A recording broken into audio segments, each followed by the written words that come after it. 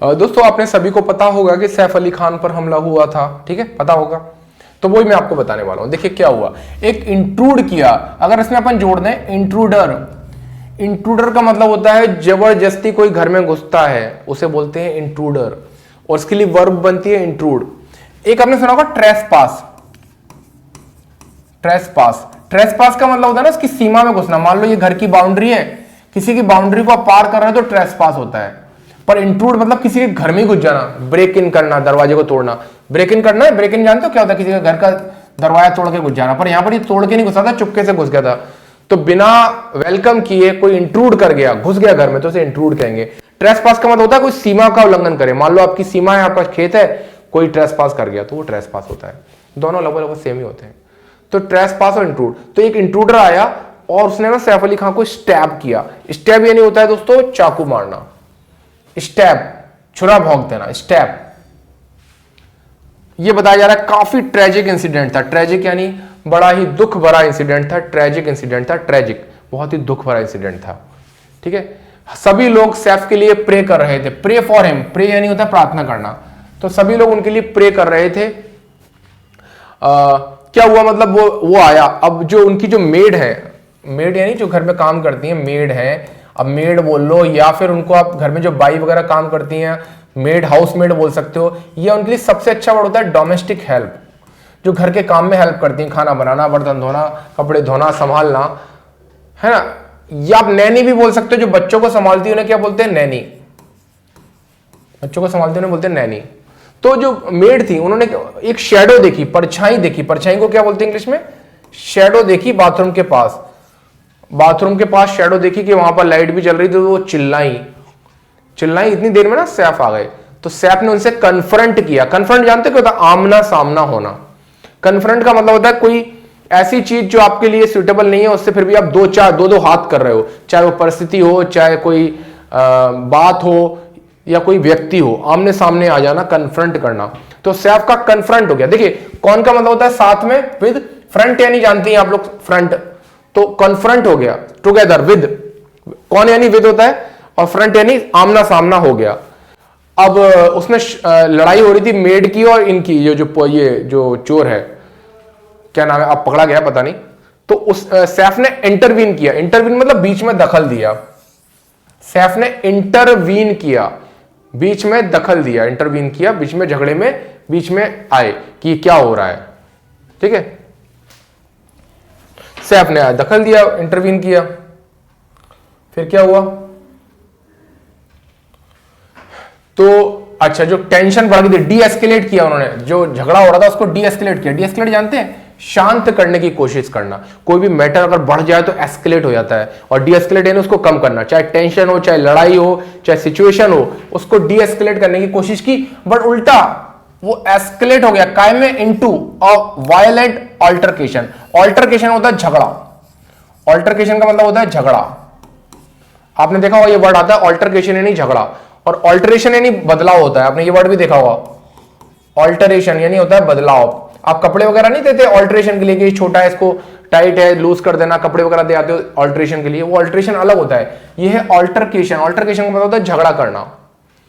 तो एस्केलेट हो गया, वो डी एस्केलेट करने गए थे पर एस्केलेट हो गया ऑल्टरकेशन में, झगड़े में, जिससे सैफ को चोट आई, घाव हुए। देखिए वुंड यानी होता है कोई नुकीली चीज से, हथियार से आपका घाव बन जाए, उसे वुंड कहा जाता है। वाउंड नहीं पड़ना, इसको क्या बोलते हैं, वुंड। सस्टेन यानी झेलना। तो सैफ को सस्टेन हुए, वुंड हुए। अब उनकी सर्जरी चल रही है, अंडरगो सर्जरी। बताया जा रहा है कि मेडिक्लेम बीमा वगैरह भी है, कोई प्लास्टिक सर्जरी वगैरह हुई है, काफी महंगी है, 35 लाख करीब का खर्चा आया बता रहे हैं, मैंने न्यूज में पढ़ा था। उनका मेडिक्लेम पॉलिसी है तो 25 लाख तो उन्होंने दे दिए। देखिए उनको वैसे कभी नहीं है, बट प्लास्टिक सर्जरी में महंगा होता है। अभी मैं सोच रहा हूँ कि प्लास्टिक घर पे मिलता है, वो वाला प्लास्टिक। तो अंडरगो सर्जरी, अंडरगो यानी ट्रीटमेंट, अंडरगो चल रहा है। अच्छा, तो ये जो था ना, इसने हेक्सा ब्लेड ले रखी थी, जो है बांग्लादेश का बताया जा रहा है। तो उसने सैफ को, अब आप कहोगे सैफ तो तगड़े हैं, ये एकदम सिंगल पसली, पर सिंगल पसली तो है, फुर्तीला था, चाकू चलाना जानता था। तो इसने ना सैफ को पीठ में छुरा स्टैब कर दिया। क्या कर दिया, यहां पर स्पाइन के पास स्टैब कर दिया। स्टैब कर दिया ना, तो वो टूट गई ब्लेड। तो जो नाइफ था, छुरा था, नाइफ को क्या, छुरे को क्या बोलते हैं, चाकू को क्या बोलते हैं, नाइफ। या उसकी जो होती है उसे ब्लेड कहते हैं। क्या बोलते हैं? ब्लेड। बहुत बड़ा छुरा उसे डैगर कहा जाता है। उसे क्या कहा जाता है? डैगर। जो ब्लेड जानते हैं आगे का हिस्सा होता है उसे ब्लेड कहते हैं। ठीक है, तो जो ब्लेड थी वो टूट गई, टूटने को बोलते हैं ब्रेक ऑफ हो गई। क्या हो गई? वो टूट गई, ब्रेक ऑफ हो गई वो। और उसका जो फ्रेगमेंट था, टुकड़ा था, फ्रेगमेंट ये टुकड़ा, वो इनके लॉज रखा रह गया। मतलब पीठ में अगर आप देखेंगे, मान लो ये सैफ थे, ये स्पाइन थी उनकी, इसमें ना टुकड़ा जो था वो धसा रह गया। धसा रहने को बोलते हैं लॉज। धसा रह गया, लॉज रह गया। फ्रेगमेंट यानी टुकड़ा, 2.5 इंच का टुकड़ा, वो फ्रेगमेंट यानी टुकड़ा, लॉज रह गया मतलब धसा रह गया। और उनमें से सैफ में से जो स्पाइन थी, स्पाइनल फ्लूइड बाहर आ गया, लीक होने लग गया।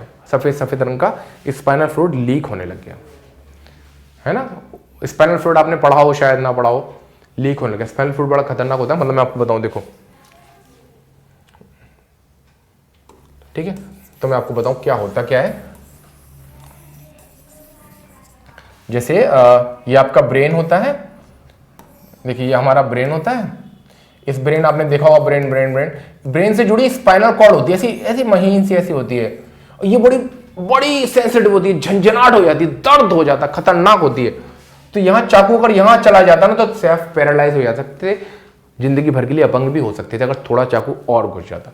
ये जो होती है ना स्पाइनल कॉर्ड बोलती है, जो कि पूंछ जैसी होती है घोड़े की, मतलब ऐसी, है ना, लटकी रहती है, ब्रेन से कनेक्ट रहती है सीधी है।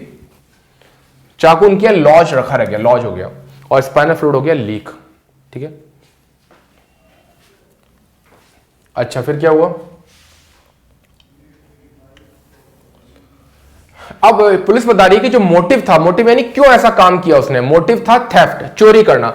चोरी करने को बोलते हैं थेफ्ट, चोरी करने को बोलते हैं थेफ्ट, और चोर को बोलते हैं थीफ। चोर को क्या बोलते हैं?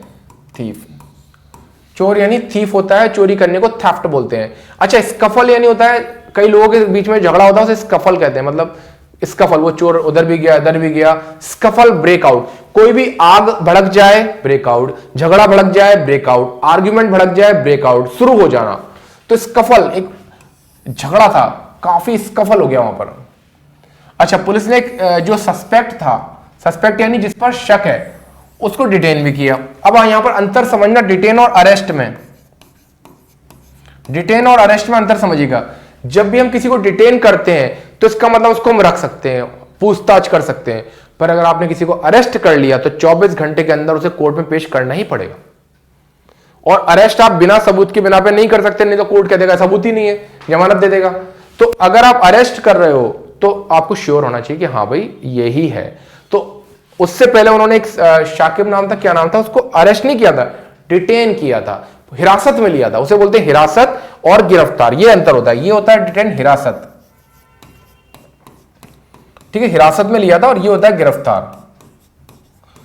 अच्छा, एक तो बेचारा कोई जा रहा था, छत्तीसगढ़ का था, छत्तीसगढ़ पता नहीं कहां का था, एक्सप्रेस से जा रहा था टिकट के बिना, ये ट्रेवल टिकट लेस, बिना टिकट यात्रा करने को बोलते हैं travel. He was travelling ticket less, उसको धर लिया, अखबार में फोटो आ गई उसकी, पर वो नहीं था, सस्पेक्ट नहीं निकला, तो he was travelling ticket less.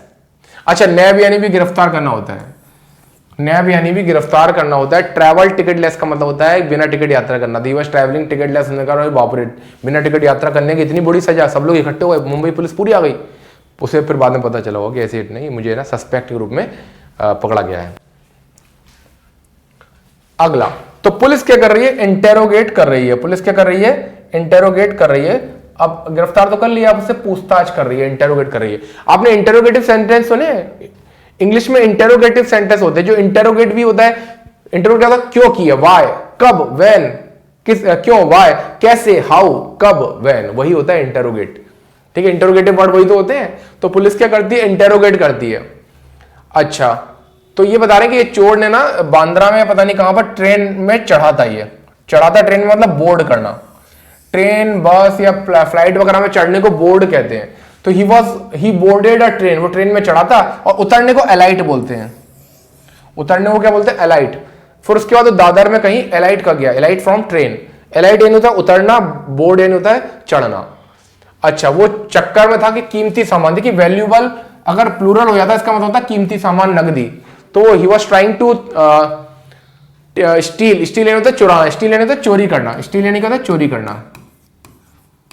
Steel यानी होता है चोरी करना, तो स्टील कर रहा था, वैल्यूएबल्स चुराने की कोशिश कर रहा था। और थीफ यानी होता है चोर, और उसने इसी चक्कर में सैफ को चाकू लग गया, पर सैफ बाल बाल बच गए। It was a close shave.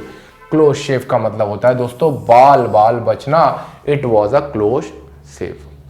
तो दोस्तों ये रहे मीनिंग, और हर खबर की, लगभग हर खबर की मीनिंग मैं इस वीडियो चैनल पर डाल रहा हूं। आप कमेंट में जरूर बताइएगा कि आपको कैसा लग रहा है और क्या आप इसमें सुधार चाहते हैं।